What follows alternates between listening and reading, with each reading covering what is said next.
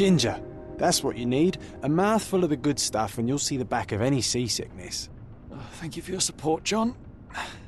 Don't suppose you actually brought any ginger? No, I don't get seasick. Terrific. Don't worry, Sherry. We've almost arrived at Cordona. I can see land through the porthole. So much for docking by tea time. The captain seemed more interested in his maids than in his maps. Oh, is Sherlock grumpy? Cheer up. We're back where we grew up. It's exciting. What's changed? What's the same? Ugh. I'm starting to question whether the weeks-long journey was worth it. Travelling all this way, enduring this indignity simply to visit a grave. Even if it is my mother's. Ah, that's just Mycroft's nonsense, still rattling around in your head. Try to forget what he said. I have. I believe it was that this is a performative farce, a feeble excuse to avoid responsibilities, and that there was nothing to be gained from it. You needed to do this. Enough of the self-pity and doubt. So we're a little late. What of it? We'll retire to the hotel and visit her in the morning. It'll be worth it. Thank you, John. And if you want to notify the captain's wife of his indiscretions, I will not stand in your way. Ah, at last. I'm quite ready to get off this cursed boat. Come on. We'll go together.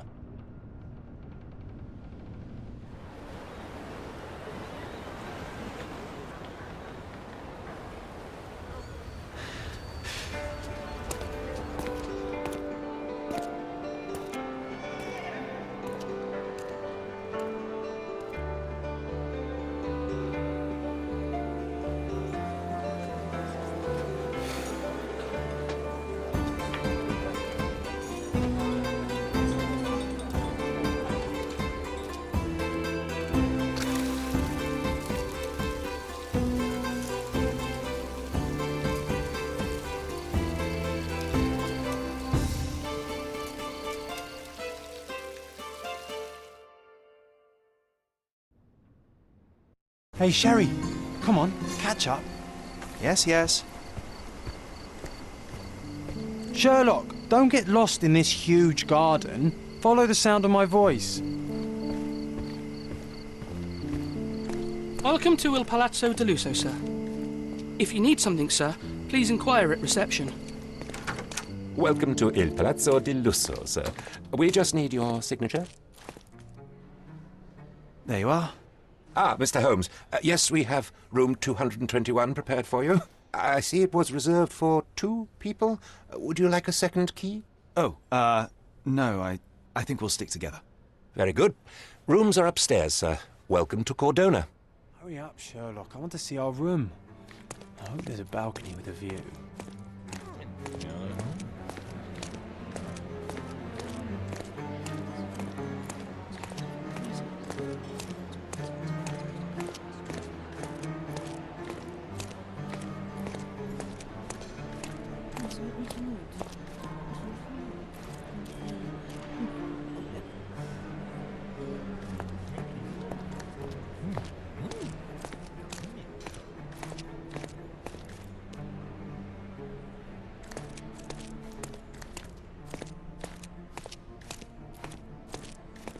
I apologise, sir, but your room is not yet ready.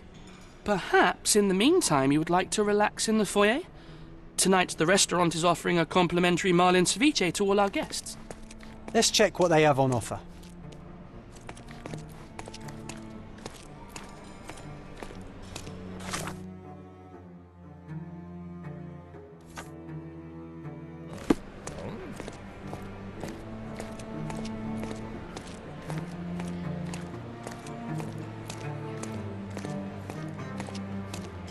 If seafood's not to your taste, everyone loves Benedict's batch. Our poached eggs with hollandaise sauce.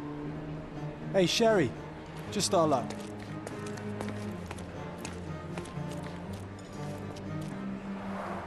A medium, John. Haven't we been through this already? Come on, it's not like we've got anything better to do.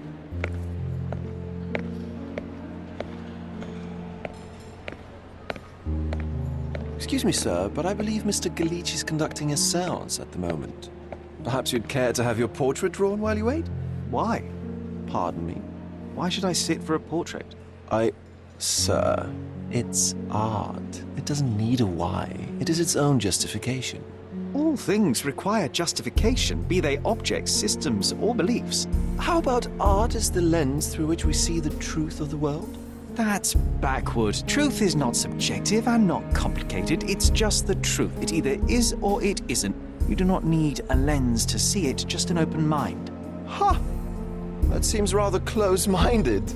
Truth, like beauty, is in the eye of the beholder. So tell me, what do you see?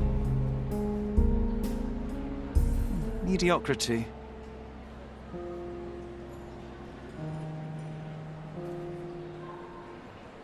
Come now, Sherry, what did he do to deserve that? The servant mentioned ceviche at the bar, Sherry. You should grab us some, and I'll find us a table. I'm starving.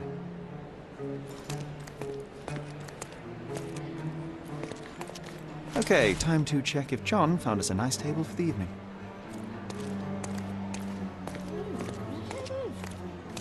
Sherry, I'm over here with my new Ursine companion. Cordona's even quieter than I remembered. It's going to be a long evening. Ah, come now, Sherry. What say we amuse ourselves with a little game? What were you thinking? Oh, promise me it isn't nonsense.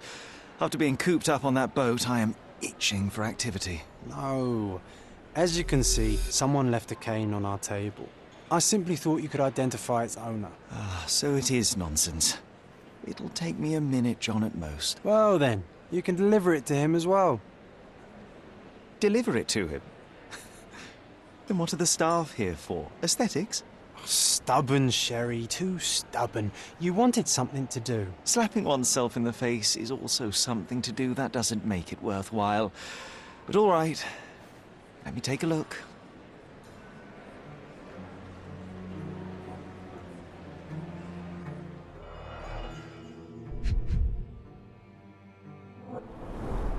The hand grip is a head of a golden Javanese statue, probably stolen from a temple. The dents suggest it has been used as a bludgeon. A crest depicting a bulb of garlic in a meadow, perhaps the Fielding family or Meadows, or Craven, from the Old English name meaning garlic place. The cane is made of ebony, it's worn uncared for, and bears the scars of numerous hits. This cane is an expensive and ostentatious weapon. Its owner must be vain, volatile, and of noble English blood. Take it with you, Sherry. Let's return it to its owner. All right, I hope you noted down your observations in your casebook. But how are you going to find this nobleman? The cane itself is not enough. I may have to ask other guests if they saw who was here.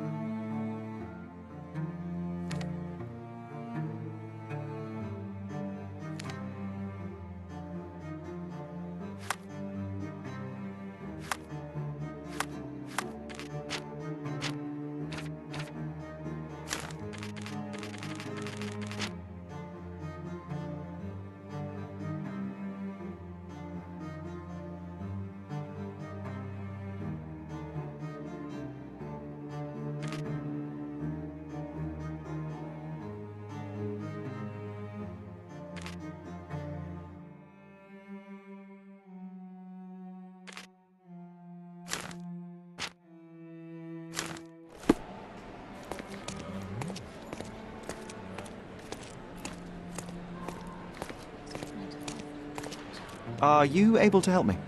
Of course. Stop me when you've had enough.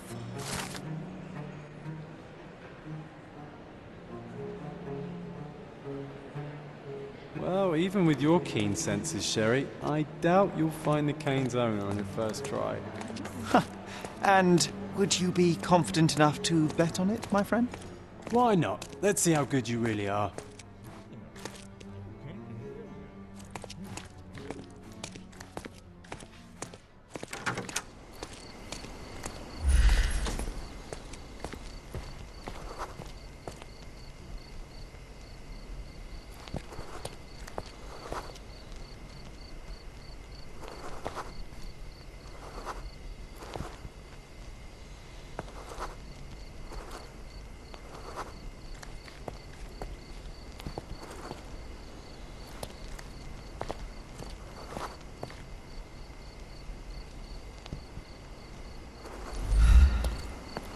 Help me, please. My dear fellow, you're talking to the right man.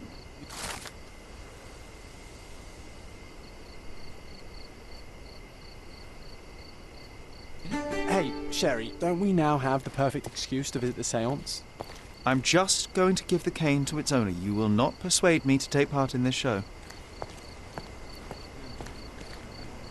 May I ask you something? I'm sorry, but I've never heard of that.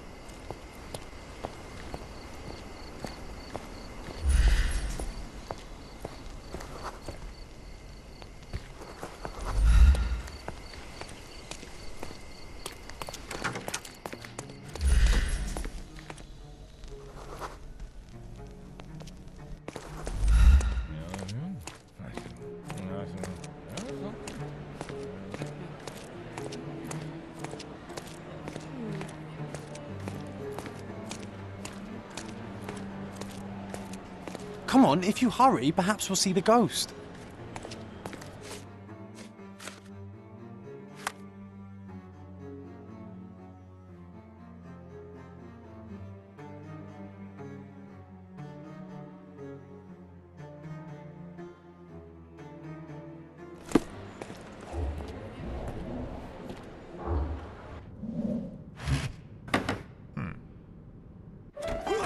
This hotel, this island, it's full of thieves. First my cane, now the diamond. Take your hands off me! Do you even know who I am?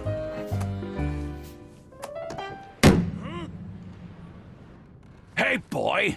That's my cane! I get that a lot. It's a very common design. What?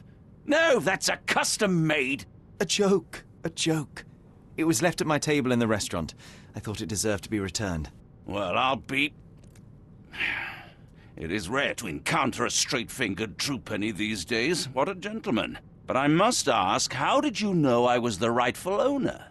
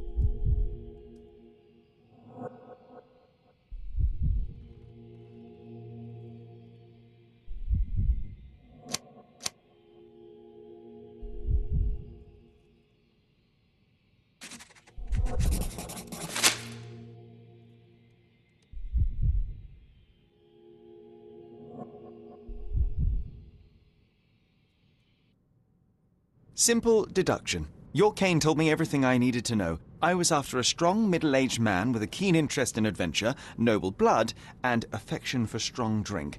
And if one were to go further, one may even be able to extrapolate your name from your heraldic symbol, Lord Craven.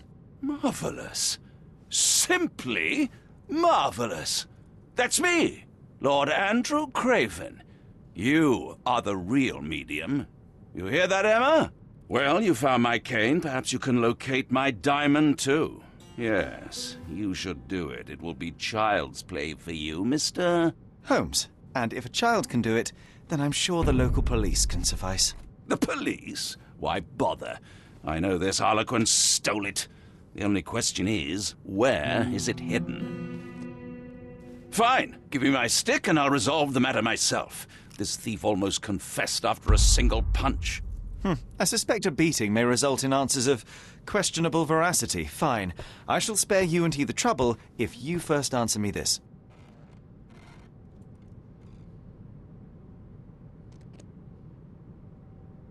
How does a priceless diamond become the subject of a séance? It is an unusual accoutrement. Emma wished to speak with its former owners. My grandfather told us it belonged to a Rajah, an Indian king. So you were summoning long-dead Indian royalty, and, pray tell, you were expecting him to converse in English? To be frank, Mr. Holmes, I don't believe in ghosts. But Emma was fascinated by the idea of meeting a real king, even a dead one. Well, a crown is a crown. Can you describe the stone itself? A yellow diamond, not less than 100 carats, and perfectly egg-shaped. There is not another like it.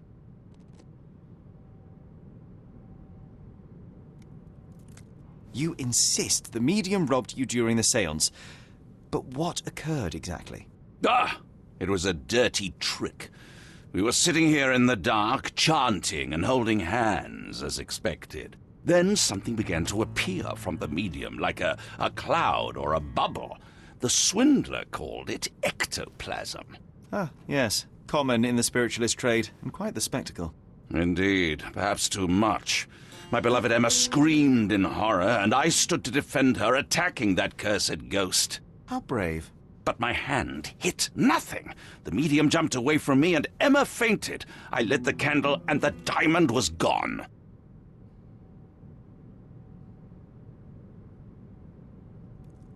Stay here, and don't touch anything.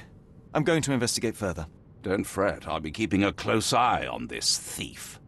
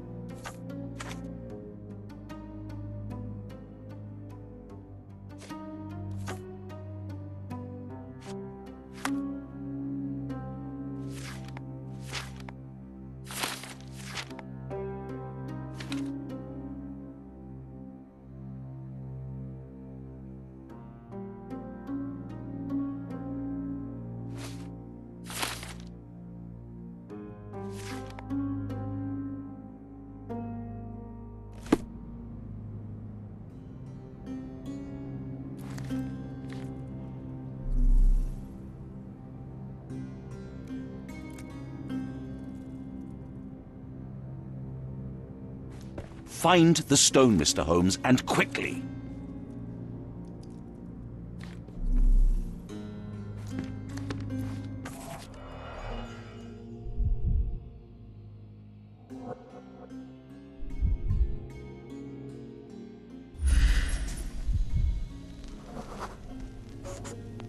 The diamond was placed on the table so that all participants could reach it.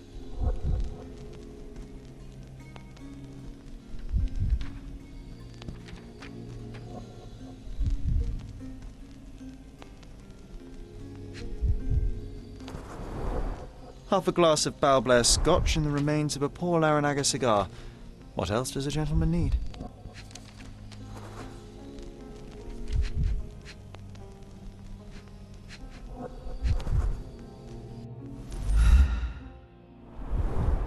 This must be the ectoplasm. Too bad there's not enough for a proper chemical analysis. Ectoplasm. The ghost was here, Sherry.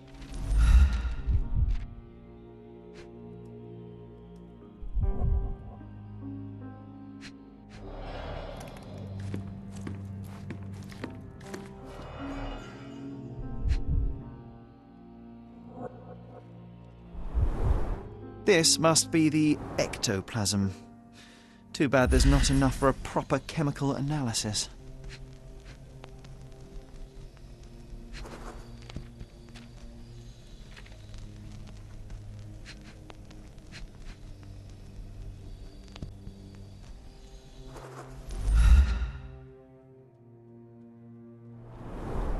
There are light traces of rouge on the edge of this wine glass.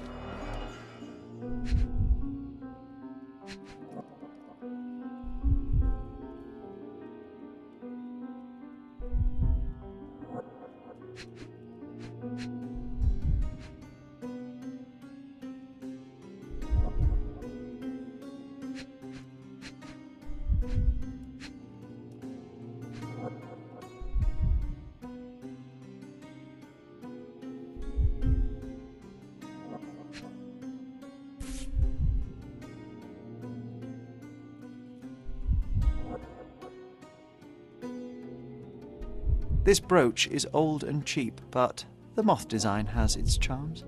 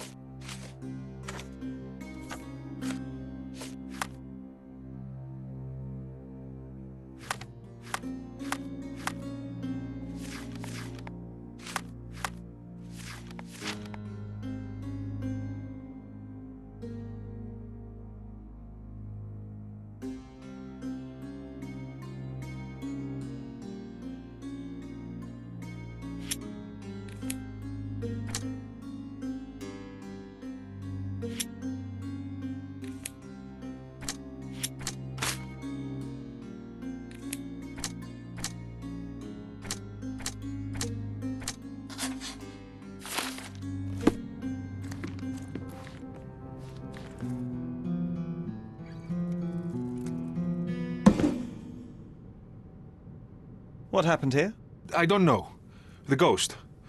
I summoned it as usual, but then it all went wrong. The lady screamed and pointed at Lord Craven. And there was a shadow. Such a mystical force. It terrified the lady. And it must have taken the diamond. Who else could have?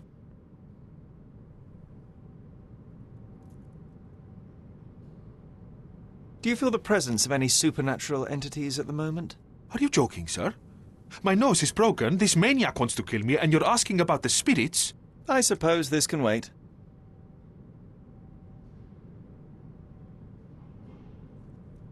I will investigate, and the culprit will be identified. But the stubborn brute Lord Craven blames me right now. As if I could do something like that. Perhaps you can reason with him? Please? Seems like you're ready to delve into your mind palace, Sherry. I'm sure you'll make some good deductions.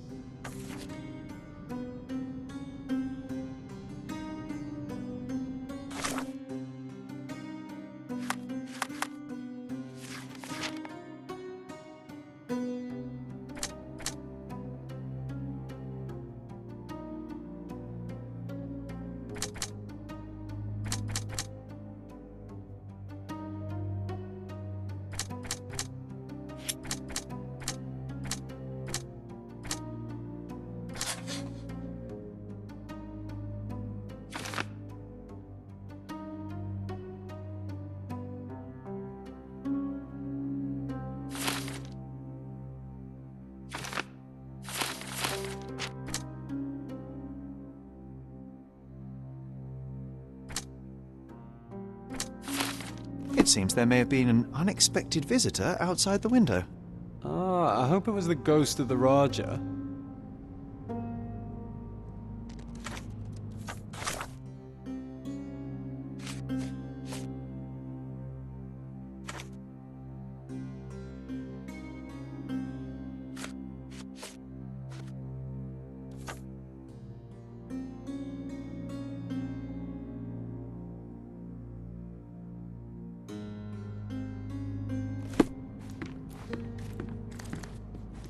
Thank you for helping us resolve the situation, sir.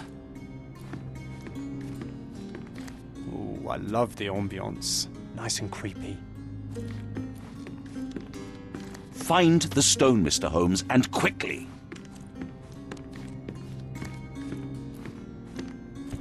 Pale skin, quickened pulse, unsteady breathing. She's barely conscious. The feebleness of women. Really, Sherry? Poor thing.